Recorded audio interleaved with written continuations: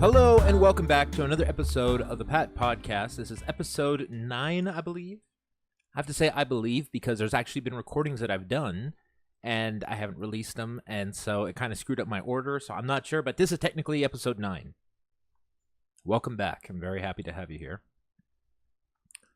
So the last podcast, episode 8, if you haven't heard it, I have it here on my channel, on the Jackass Express channel. I said I would never go back to that doctor. I went back to that doctor because I was still spewing up crap and my throat was still hurting. And believe it or not, it's still going. It's been 2 weeks and I'm still fighting with this dumb thing. I was reading online that sometimes a sinus infection takes 2 to 3 weeks to go away. But I mean, I spent 2 weeks going off of antibiotics. It's still not gone. Maybe that's a bad thing. Maybe you guys can let me know. Am I dying? There's a good chance I'm dying, right? Okay. That, or my other idea is maybe I have, like, tonsillitis. I never had my tonsils taken out. Can a tonsil do that? Can it make it give that choking feeling and spitting up all the time? Anyway. Well, I never thought my first experience going to the doctor could be bad. But, oh my goodness. I live to break preconceived notions because this second visit to the doctor was even worse than the first.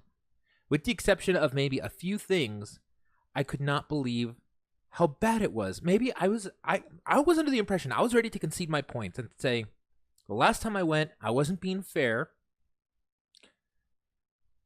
Wait, you know what? I should introduce myself again. My name's Pat. Nicely. This is the Pat Podcast for the Jackass Express podcast. And I thought I was being unfair my last podcast. I was listening back to it and I thought, you know what, maybe I'm being too harsh. Maybe it's not that bad. But no, I had to go back because of this.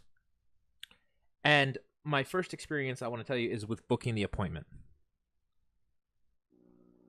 I call down there because they close at 7 o'clock at night. I know this. So I call there at 4 o'clock and say, hey, do you have any appointments left? And I say, and they says, yeah, we have 2 appointments. I called at 4 o'clock. Oh, we have 2 appointments. We have one at 4:30 and we have one at 6 o'clock. Okay, great. You know what? 4:30 is perfect. I'll take that one. Okay. Hold on one moment. I wait, and wait. Sir, are you there? Yes. Okay, sir. Well, if you take the one at 4:30, I can't offer you that one because you would have to basically already be here because we have a 30-minute waiting policy. I knew it. Okay, and I'm thinking to myself, why did you even list it as an option then? Why did you list it as an option if you knew I wasn't going to be able to accept? Okay, I'll take the one for 6 o'clock. Okay, sir. Well then you would have to be here at like 5:30. Well, no shit. I can do math. Sorry, I don't mean to swear for those of you that have sensitive ears. Okay, well, I'll take that one because I'd rather not die, and I'll be there because the thing that you guys gave me last time didn't work. I didn't say that part. I just thought it. Being calm, polite, professional. Yes, okay, the 6 o'clock one sounds great. I'll be there by 5:30. Thank you. All right. So, go throughout the rest of the day, coughing up crap and still struggling with my dumb throat. And I get down there, and I walk in. And mind you, I had just been there a week prior. I went there on a Thursday. I was there the previous week, that Monday. They gave me antibiotics. They gave me a cough medicine, all this stuff. And I say, okay, I'm here. I like to do this. Oh, could you fill out this form, please? I said, okay, well, I was just here right now. I mean, like a week ago. Oh, no, but you have to fill out this form every time. That's the problem. Okay. So I went and I didn't even care about the stupid form. I literally just like pen marked the stupid things. And really all they're asking for is like, has there been any change since your last visit? And there really hadn't been. I'm still sick. That's why I'm here. So sinus infection, from what you guys told me, your genius PA, whatever the hell that is. Well, no, I figured out what that is, and I'll tell you in a little bit. And so I wait. And I time it, and sure enough, again, 30 minutes. I didn't go in at 6 o'clock. I went in at like 5:45, but I don't think I went in at 5:45 because they were trying to be nice. I went in because they knew they were closing at 7, so they were trying to rush me out. So they put me in the back room, and I wait there for no less than 45 minutes, which totally defeated the purpose of sending me in there early. And I'm waiting for the doctor, mind you, because that's who's on my insurance card, the doctor. But once again, I don't get the doctor. I get another PA. Oh, and before I even get to that, let me tell you my experience about waiting in the waiting room. I'm sitting there waiting that 30 minutes, and while I'm there, calmly telling myself, don't get mad, I see this sweet little old lady who obviously just came back from their butcher shop and they're in the back, and goes to the front, and she's ready to pay. And she's paying cash, and she's paying a lot of money. And I see where she got everything perfect, and she had $1, and she added that, and he goes, "Oh, I'm sorry, ma'am, we don't have change." What? You're a place of business, and you don't have change? And her change wasn't like some ridiculous amount of money. It wasn't like she needed like 11, 94 or a ton of money back. She just needed like a couple quarters back. He didn't have change. So what is she supposed to do? Either give you the full dollar and say, like, "Oh, we'll keep it," or go out and ask somebody outside, "Hey, you got an extra quarter, change for $1?" Because I'm sure the guy in the random parking lot outside the doctor's office is probably going to be a little bit more prepared than the damn doctor's office itself. Sorry, as you can tell, I'm a little bit frustrated with how this all went down, and I'm just getting started. So it's going to be one of those podcasts. Please bear with me.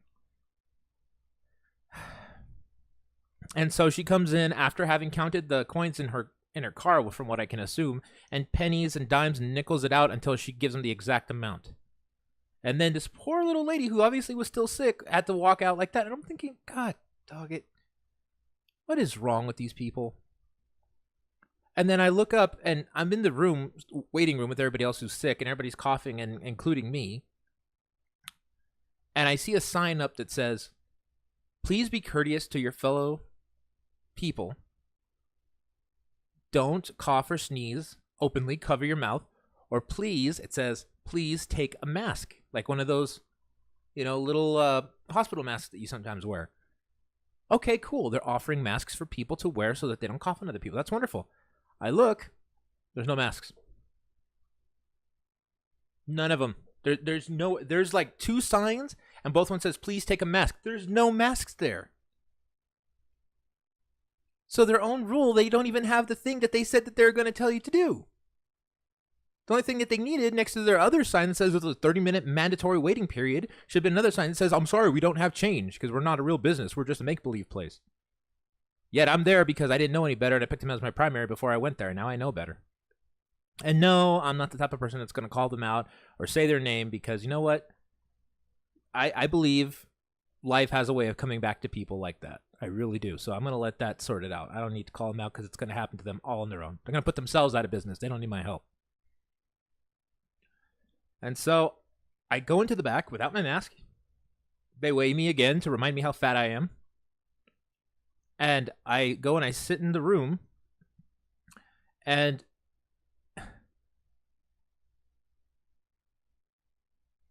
I'm waiting for like 45 minutes. It takes forever for the person to show up. Last time, at least, they showed up more or less like 15, 20 minutes. Boom, I was out. It was pretty obvious that I have a sinus infection.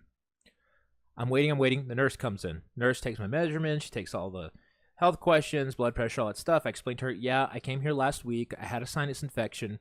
He gave me shots, 2 shots. He gave me some antibiotics and a cough medicine. And I even told her the name, and I actually said the name of the PA who came in and prescribed those things. So then she's like, okay, she leaves. Another PA, a different one this time. He's like, oh, and this guy, oh my God. He was somewhat intelligent, but he had the most douchey way of talking to me. Do you ever know those people? And for those of you that are listening to the audio version of this, I have to explain, I'm wearing glasses, right? But have you ever had that person who, like when they're explaining something to you, they look at you like this, where they kind of, their glasses are down on their nose, and they look at you like that?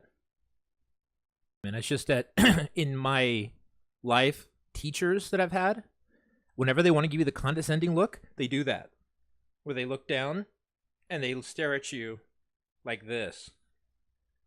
And he was like, "So you're saying that you've had this cough for over 2 weeks, and you took the medicine, and you're still not feeling better?" Kind of like I was making it up. No, genius. I just came here because I liked the ambiance. I feel at home here. You guys should be a freaking retirement community. I mean, it's a paradise here. And I said, "No, I haven't gotten any better." "Oh, well, let's see." And then he does, the standard checks they make a big deal out of stethoscope, but they already know what it is. Check your ears. Well, okay, you're fat, so. And then he goes, "Oh, well, you definitely still have a sinus infection." And I'm thinking to myself, no shit, jackass. "Okay, so what we're going to do is we're going to give you," and then he says the exact same name of the antibiotic I had last time. And I thought, okay, well, I explained to the nurse that I had that too, so he must think that I still need more of that. That's fine. "And I'm going to give you a shot, a steroid, and this other thing. It's gonna help clear your bronchial tubes and this and whatever." Okay, all right. Well, damn it, I have to get a shot again. Sure, why not? So we're talking, and he's talking about saltwater rinse mix, which was actually pretty interesting, and I was looking forward to saltwater rinse mix, which is a different story I'll get to right now. And we're talking, and I say, "Yeah, because you know what, the last time I was here, I guess the shots really do kind of help or something, because the last PA that I was here with gave me the shots, and then he must have thought that was going to be helpful." Wait a minute, you were here before?" Did that thing again with the glasses and the eyes. "Wait a minute, you were here?" I said, "Yes, sir." "Well, and they gave you a shot?" I said, "Yes." "Well, that's a bit of important information." He said it just like that, like condescending jackass. And I'm like, "That's weird. I'm so sorry." Because I explained that to the nurse. "Did you two not communicate?" And he shut the hell up after I said that, because it was kind of like, I had just finished explaining to your staff, who was supposed to turn around and explain to you what it is that just happened. Do you guys not talk to each other? What's the point of the interview? If she's going to come in here and ask me all these questions, what is the point in you coming in here and not knowing anything? Oh my God. So anyway, "Well, it's a good thing you told me that, because that is important information, and we don't like to give shots 30 days within each other, so I think what we're going to have to do here is just give you the medication, and I'm going to change your antibiotics to something a little bit stronger, and it says here that, you have a problem with penicillin, huh?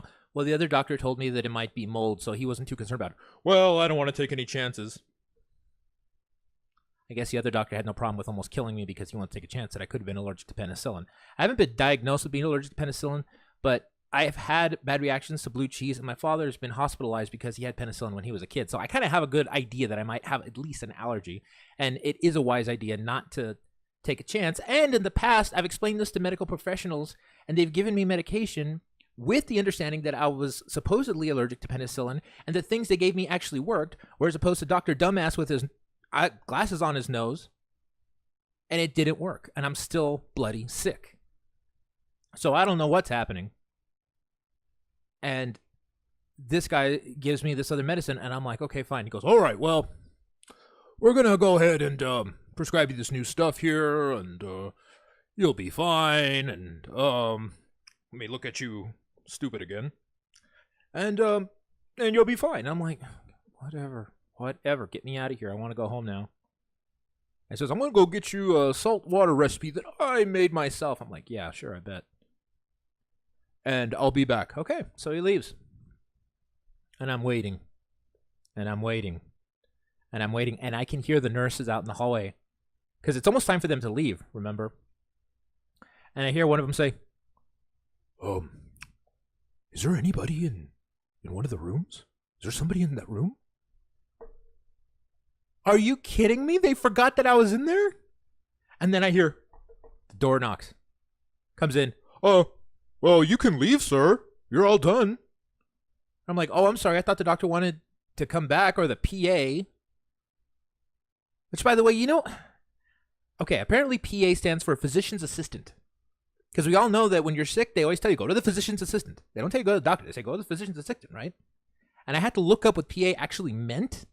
Because to me, the PA stood for pain in the ass. Because that's pretty much all that it was up until that point, was a big pain in the ass. Again, sorry for the colorful language here. This is remember I said once before, this is a way of me venting. This is me therapeutically venting with angry words. Damn it.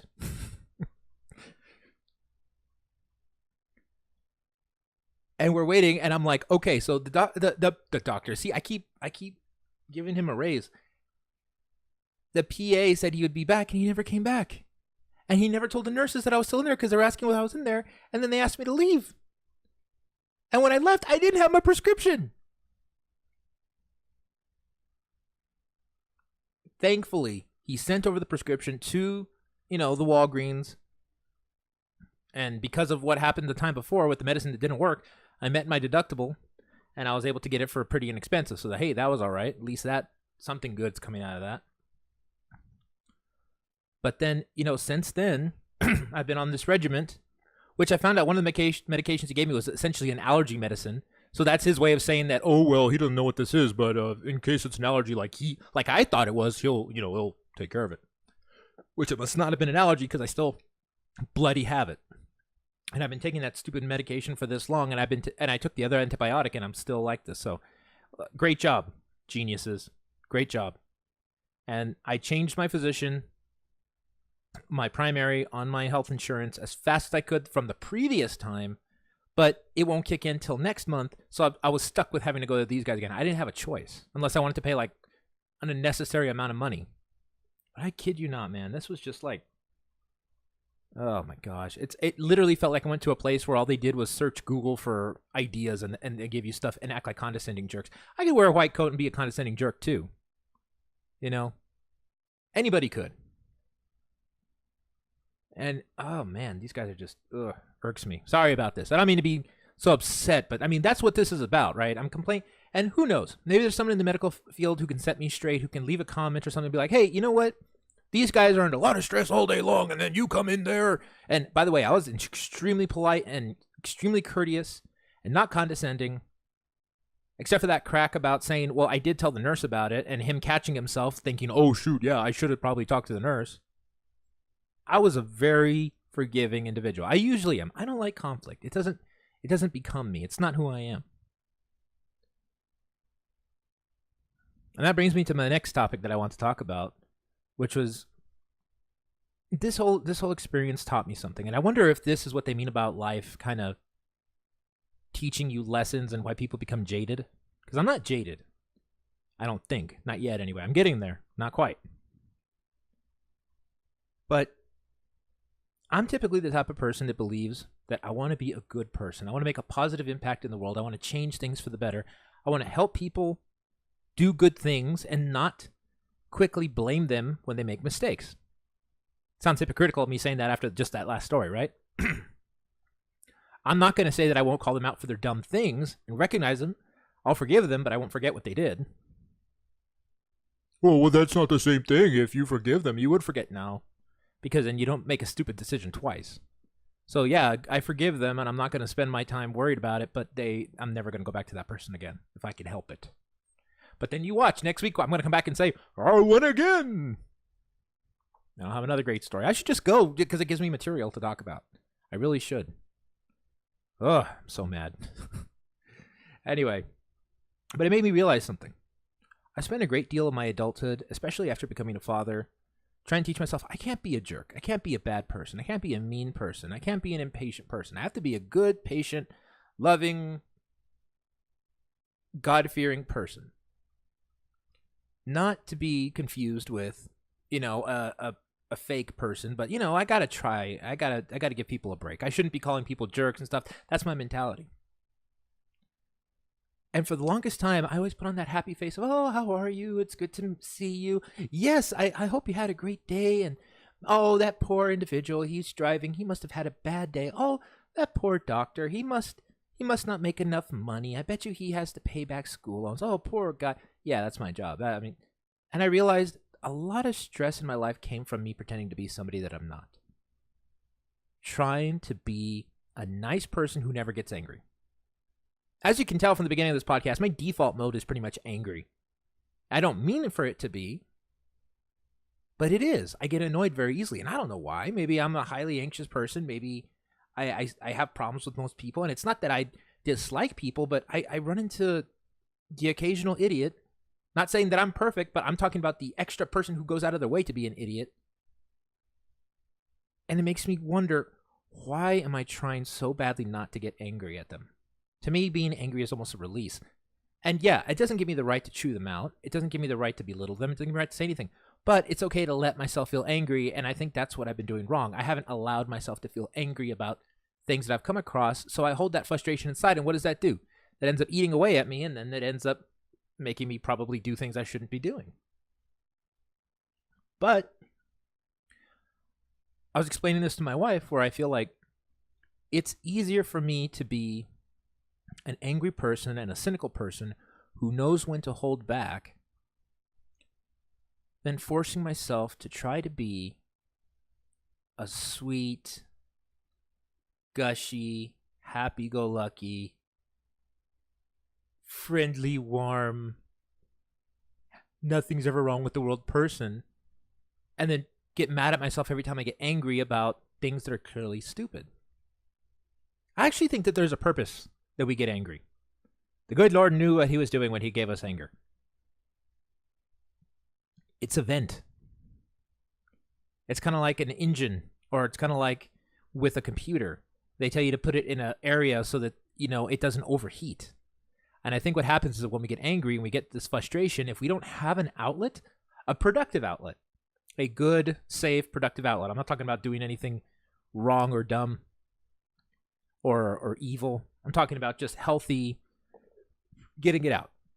Punching a pillow, listening to music and, a very angry song, get out of your system, and then you look at yourself at the end after you're done being angry and you're like, oh my God, I'm such a clown, and then you calm down. We have to be able to do that as people. We have to be able to let out that frustration in a productive way. And the more that we tell ourselves, oh no, you shouldn't be getting angry. No.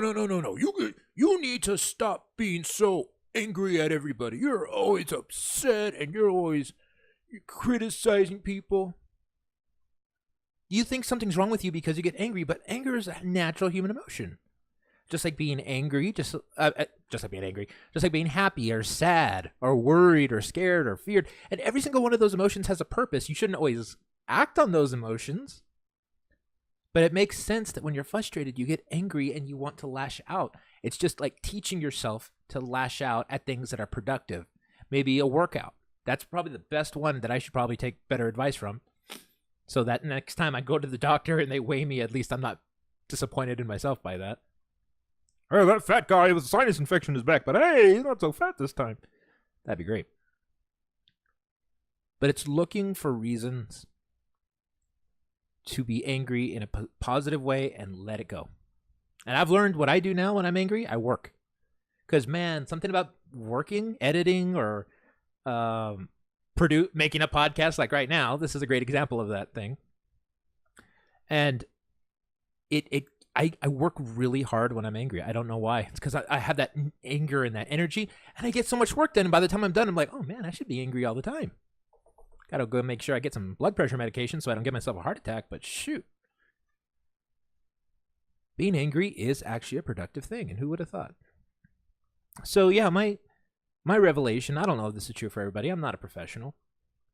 But I think it's okay to be angry. It's okay to let yourself be angry. It's okay to understand that if you get angry, you're not a bad person. You're a bad person if you take it out on someone, but if you get angry and you vent it and you write it, you make a podcast about it sometimes, you're going to be okay. That's a great thing. And then when you are in a good mood, you're truly in a good mood. You're not in a fake happy mood. You know how many people are in a fake happy mood because they want to pretend like they got it all together. They have it all figured out. They want to look at you with their glasses on their nose and you're not better yet.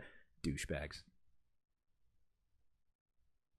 I mean, be honest with your emotions. Work on them if they're self-defeating. You shouldn't be taking your anger out on yourself either. I should point that out. I don't think anybody should take their anger out on themselves. There's plenty of people that'll do that for you. Don't be one of them. But it's okay to be frustrated. It's okay to be angry. And then get over it. Let it out. Vent. Let the smoke come out of your system, and then get back into it. My son does this thing every time he gets mad. He goes like that, and I look at him, and he looks at me, and he realizes that it was like silly what he did, and he starts laughing. That's the perfect example of what I'm talking about. Have your time to just go and then let it go. It's not worth it. It's not. It's a lot more beneficial things you can do in the world, like make fun of people. It's funnier that way. Anyway, there's another experience that I think you guys would enjoy that happened. It actually happened today. My wife was saying, "Hey, do you know she got a wrong text? You know, there's wrong numbers. Now she got a wrong text. I don't know if that's the proper terminology for it, but that's what she got. And I'm actually going to read it. Oh, that's mean. You're going to... This poor person, they didn't mean to do it. No, you're... I'm not going to tell you their name. I'm not going to tell you their number, so calm down. Well, out of nowhere, she goes... To my wife, she goes, "Hi. How do you know it's a girl?" Well, I'll tell you right now. Hold on. And she goes, "You know who this is?" And my wife's like, "No, I'm sorry." And she goes, "It's..." And then she gives her name and says, "And I know it's you, Brian." I don't know who Brian is. I'm sure you don't either, so it's arbitrary. I'm still not going to say the person's name. And she goes, "This isn't Brian. Sorry." "Oh, well, your friend told me." And then she goes, "Maybe you have the wrong number." My wife says, "You have the wrong number." Goes, "Please stop lying." "Okay, if so, you..." And then my wife says she like didn't say anything for a long time. And then out of nowhere, she gets this, "I'm sorry for what I did. The thing is, I lost my phone. And TBH, to be honest, the I love scared me. But after you called me a bitch, I knew I messed up. But the spring break go me thing, and out of nowhere, I bust out into tears." Bust out in tears. Apparently grammar is not a thing that people use nowadays. "But, LK, you have Eileen now, but I just had to let you know." What the hell? Who is this? My wife flat out said, I'm not Brian. Who the hell's Eileen? You broke your phone? Then wouldn't you think that maybe you have the wrong number, especially if you're texting somebody who's insisting that they're not Brian? Come on. What is this? High school people getting the wrong numbers? Yes, we live in a border city where maybe the signals get mixed. That's an understandable mistake. But when you tell the person flat out they have a wrong number, this is like something you see on Reddit, you would think, "Oh, is this so-and-so?" No, it's not. Okay, then you need to recheck your facts here. But I guess they had a spat, and I guess she was like thinking that she was ignoring him instead. But oh my God, how embarrassing. And I could easily just give out that number, but I'm not going to because I'm not a jerk. But come on. Use some common sense. I'll tell my wife she should have texted back and said, "Yeah, this is Brian, and yeah, I am with Eileen. What of it? Also your mom." I mean, it's just so ridiculous. And I can't believe that that's what's freaking me out about these. I'm going to date myself and sound old, but that's what's freaking me out about the younger generation. Not all of them.